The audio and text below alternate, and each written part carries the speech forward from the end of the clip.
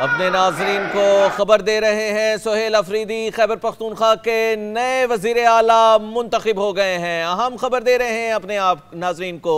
सोहेल अफरीदी खैबर पख्तूनख्वा के नए वजीर आला मुंतखब हो गए हैं। उन्हें खैबर पख्तूनख्वा असम्बली ने लीडर ऑफ द हाउस चुन लिया है और सोहेल अफरीदी खैबर पख्तूनख्वा के नए वजीर आला मुंतखब हो गए हैं। अली अमीन गंडापुर जो कि पहले वजीर आला थे, उनकी जानिब से इस्तीफा दिया गया था और उसके बाद खैबर पख्तूनख्वा के जो गवर्नर थे उन्होंने इस्तीफा मिलने की तस्दीक नहीं की, फिर हैंड रिटन इस्तीफा भेजा गया। उसके बाद आज असम्बली का इजलास बुलाया गया था और असम्बली के इजलास के अंदर जब वोटिंग की गई है शो ऑफ हैंड के जरिए, उसमें सोहेल अफरीदी खैबर पख्तूनख्वा के नए वजीर आला मुंतखब कर लिए गए हैं। पीटीआई के सोहेल अफरीदी 90 वोट लेकर नए कायदे ऐवान मुंतखब हुए हैं। सोहेल अफरीदी खैबर पख्तूनख्वा के नए वजीर आला मुंतखब हो चुके हैं और सोहेल अफरीदी के हवाले से अपने नाज़रीन को बता दें तो वो केपी के अंदर पहले वजीर हायर एजुकेशन के तौर पर काम कर रहे थे और काबीना का हिस्सा थे और फिर उसे बानी पीटीआई की जानिब से नामजद किया गया था और इस्तीफा तलब किया गया था अली अमीन गंडापुर से। फिर अली अमीन गंडापुर ने इस्तीफा पेश किया और फिर आज जब स्पीकर ने इजलास बुलाया और वोटिंग कराई गई तो सोहेल अफरीदी खैबर पख्तूनख्वा के नए वजीर आला मुंतखब हो गए हैं। पीटीआई के सोहेल अफरीदी 90 वोट लेकर नए कायदे ऐवान मुंतखब हुए हैं और 92 जो वोट्स थे वो उसके मेंबरान की तादाद खैबर पख्तूनख्वा के 92 थी और अब बताया जा रहा है कि पीटीआई के सोहेल अफरीदी 90 वोट लेकर नए कायदे ऐवान मुंतखब हुए हैं। सोहेल अफरीदी खैबर पख्तूनख्वा के नए वजीर आला मुंतखब हो गए हैं। अपने नाजरीन को खबर दे रहे हैं आज केपी असम्बली का इजलास बुलाया गया था। कल कागजात नामजदगी जमा किए गए थे। 4 जो शख्सियाती मेंबर्स थे उन्होंने उनकी जानिब से ये कागजात जमा करवाए गए, जिनमें एक JUI के, मुस्लिम लीग नून के और पीपल्स पार्टी के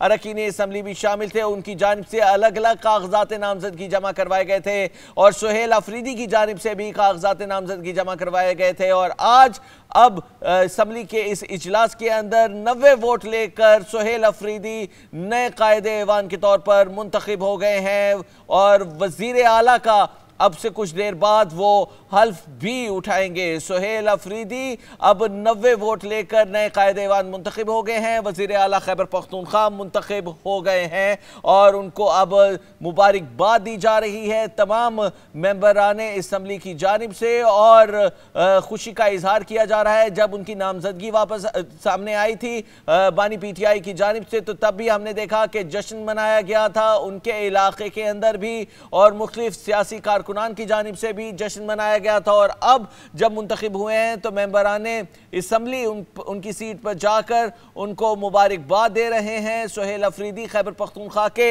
नए वजीर आला मुंतखब हो गए हैं। 90 वोट हासिल किए हैं और 72 वोट दरकार थे कायदे ऐवान को मुंतखब होने के लिए और उनको 90 वोट मिले हैं। सोहेल अफरीदी खैबर पख्तूनख्वा के नए वजीर आला मुंतखब हो गए हैं। अली अमीन गंडापुर जो कि साबिक वजीर आला खैबर पख्तूनख्वा हो गए हैं, उनकी जानिब से भी सोहेल अफरीदी को मुबारकबाद दी गई थी और अब सोहेल अफरीदी खैबर पख्तूनख्वा के नए वजीर आला मुंतखब हो गए हैं। अपने के कुछ रोज़ कबल ये इस्तीफ़ा पेश किया गया था अली अमीन गंडापुर की जानिब से, जो कि गवर्नर ने जिसके मौसूल होने से कहा था कि उनको मौसूल नहीं हुआ। उसके बाद उन्होंने हैंड रिटन इस्तीफ़ा भेजा अली अमीन गंडापुर की जानिब से और फिर उसकी तस्दीक भी गवर्नर ने की। उन्होंने कहा था कि इस पर पीर को फैसला करूँगा। फिर गुज़िश्ता रोज़ मुलाकात हुई थी हुक्मरान जमात की गवर्नर से और उसके बाद उसमें कहा गया था कि उनके सिग्नेचर के अंदर फ़र्क है और फिर आज असम्बली का ये इजलास बुलाया गया था। कल कागजात नामजदगी जो हैं वो जमा हुए थे। 4 मेंबरान असम्बली ने कागजात नामजदगी जमा करवाए थे, जिनमें पीटीआई के सोहेल अफरीदी, JUI के, मुस्लिम लीग नून के और पीपल्स पार्टी के अलग अलग मेंबरान असम्बली थे जिन्होंने ये कागजात जमा करवाए थे। और सोहेल अफरीदी जब वोटिंग हुई है शो ऑफ हैंड के जरिए तो उसमें कामयाब करार पाए हैं। 90 वोट्स लेकर नए कायदे ऐवान मुंतखब हुए हैं। अपने नाजरीन को अहम खबर से आगाह कर रहे हैं। सोहेल अफरीदी खैबर पख्तूनख्वा के नए वजीर आला मुंतखब हुए हैं। अपनी मुद्दत मुकम्मल नहीं कर सके। असम्बली की जो एक मुद्दत होती है जिसके साथ वजीर आला का चुनाव होता है और वजीर आला को सिलेक्ट किया जाता है, उसको मुकम्मल नहीं कर पाए अली अमीन गंडापुर, और पीटीआई के नए वजीर आला अब सोहेल अफरीदी बन गए हैं। 90 वोट्स लेकर कामयाब हुए हैं। अपने नाज़रीन को बता रहे हैं सोहेल अफरीदी खैबर पख्तूनख्वा के नए वजीर आला मुंतखब हो गए हैं। अब से कुछ देर बाद वो अपने ओहदे का हल्फ उठाएंगे। शो ऑफ हैंड के जरिए उनको मुंतखब किया गया है मेंबरान असम्बली की जानिब से। केबी असम्बली का इजलास जो कि इस वक्त जारी है और स्पीकर की मौजूदगी के अंदर इसकी वोटिंग कराई गई है और 72 वोट्स दरकार थे कायदे ऐवान मुंतखब होने के लिए, लेकिन जो पीटीआई है उसको 90 वोट्स मिले हैं और 90 वोट्स के साथ कामयाब करार पाए हैं पीटीआई के सोहेल अफरीदी।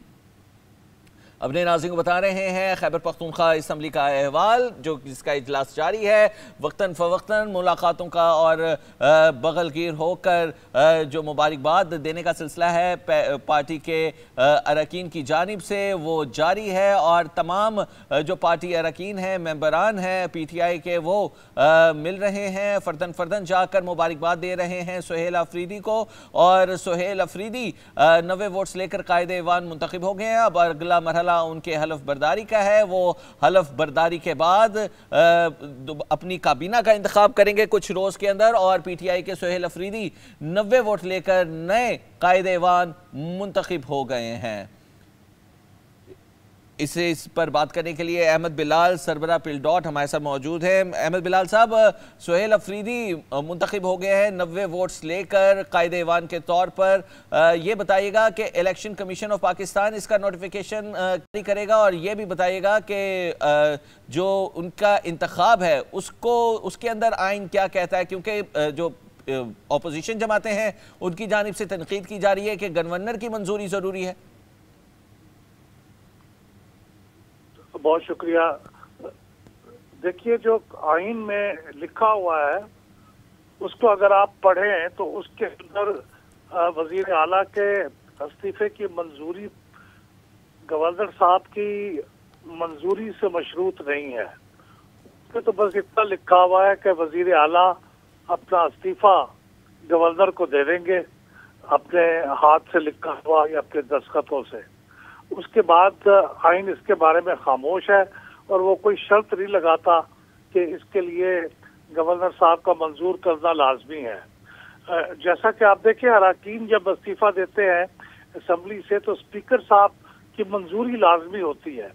उसके लिए एक बाकायदा प्रोसीजर लिखा हुआ है कैसे मंजूर होगा, लेकिन जो वजीर आला है उसके इस्तीफे के लिए ऐसा कुछ नहीं लिखा हुआ।